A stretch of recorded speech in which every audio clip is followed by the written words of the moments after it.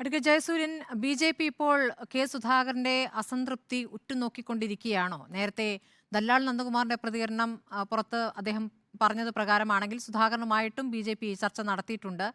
പോകാൻ ആഞ്ഞു നിൽക്കുകയായിരുന്നു. അപ്പോഴാണ് പാർട്ടി പ്രസിഡന്റ് സ്ഥാനം അദ്ദേഹത്തിന് കിട്ടിയതെന്ന്.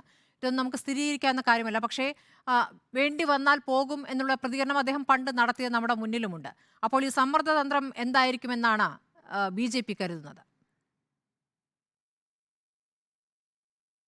കോൺഗ്രസിനെ സംബന്ധിച്ചിടത്തോളം ഇപ്പോൾ ഒരു ധർമ്മസങ്കടത്തിലാണ് കോൺഗ്രസിൻ്റെ പ്രധാനപ്പെട്ട നേതാക്കന്മാരെല്ലാവരും. കേന്ദ്രത്തിലും അധികാരമില്ല, കേരളത്തിലും അധികാരമില്ല. അപ്പോൾ അധികാരമുള്ള സ്ഥാനം എന്ന് പറയാൻ പാർട്ടിയുടെ വലിയ വലിയ പ്രസിഡന്റ് സ്ഥാനങ്ങളാണ്. ഇപ്പോൾ ഓൾ ഇന്ത്യ പ്രസിഡന്റ് സ്ഥാനം മോഹിക്കാൻ ആർക്കും കഴിയില്ല.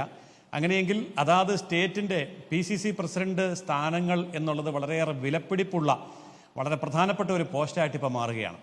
അപ്പോൾ PCC പ്രസിഡന്റ് അല്ലെങ്കിൽ അതുപോലെയുള്ള ഭാരവാഹികൾ എന്നുള്ളിടത്തേക്ക് കോൺഗ്രസിൻ്റെ നേതാക്കന്മാർ ചുരുങ്ങേണ്ടി വരുന്നു എന്നുള്ളത് വലിയൊരു ദുര്യോഗമാണ്. കാരണം മന്ത്രിമാരായി, കേന്ദ്രമന്ത്രിമാരായി, MLA മാരായി, MP മാരായി അങ്ങനെ വിലസിയിരുന്ന ആൾക്കാർക്കൊക്കെ തന്നെ ഇപ്പോൾ അത്തരം സ്ഥാനങ്ങളൊന്നുമില്ലാത്ത ഒരു സാഹചര്യത്തിൽ പാർട്ടിയുടെ നേതൃസ്ഥാനങ്ങളിലേക്ക് കടന്നുകൂടാൻ വേണ്ടിയുള്ള തിടുക്കം വളരെ വലുതാണ്.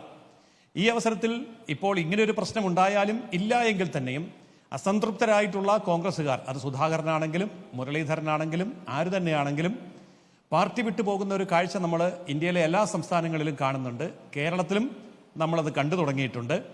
ആ ഒരു സാഹചര്യത്തിൽ ഈ പാർട്ടിയുടെ ഇന്ന് നേരിടുന്ന പ്രശ്നം, കോൺഗ്രസിൻ്റെ ഉള്ളിൽ ഇന്ന് പുകയുന്ന ഈ പ്രശ്നം നാളെ ഒരു പൊട്ടിത്തെറിയിലേക്ക് എത്തിയാൽ കൂടുതൽ നേതാക്കന്മാർ തീർച്ചയായിട്ടും BJP ലക്ഷ്യമാക്കി നീങ്ങും എന്നുള്ളത് ശരിയാണ്. പക്ഷേ ശ്രീ ജയസൂര്യൻ, നിങ്ങളെ സംബന്ധിച്ച് ഒരു രഹസ്യ ചർച്ച നടത്താൻ പറ്റാത്തൊരു വല്ലാത്ത സാഹചര്യമില്ലേ? ഒരു ചർച്ച നടത്തുമ്പോഴേക്കും നിങ്ങളുടെ നേതാക്കൾ തന്നെ അത് വലിയ വായിൽ പുറത്തേക്ക് പറയുകയാണ്. അല്ല, ഇവിടെ ഇപ്പൊ ചർച്ചയുടെ ഒന്നും ആവശ്യം പോലുമില്ല. ചർച്ച നടത്തി വരേണ്ട ഒരു ആവശ്യം പോലുമില്ല. അത്ര ദയനീയമായ ഒരു അവസ്ഥയിൽ നിൽക്കുന്ന കോൺഗ്രസിൽ നിന്ന് ആൾക്കാർ, നേതാക്കന്മാർ കൂട്ടത്തോടെ BJP-യിലേക്ക് ഒഴുകിയെത്താവുന്ന ഒരു സാഹചര്യമാണ് ഇപ്പോൾ ഉള്ളത്. അതുകൊണ്ട് ചർച്ചയുടെ ഒരു പ്രസക്തിയൊന്നുമില്ല. നേരിട്ടിങ്ങ് വന്നാൽ മാത്രം മതി എന്നുള്ള അവസ്ഥയാണ് ഇപ്പോൾ ഉള്ളത്.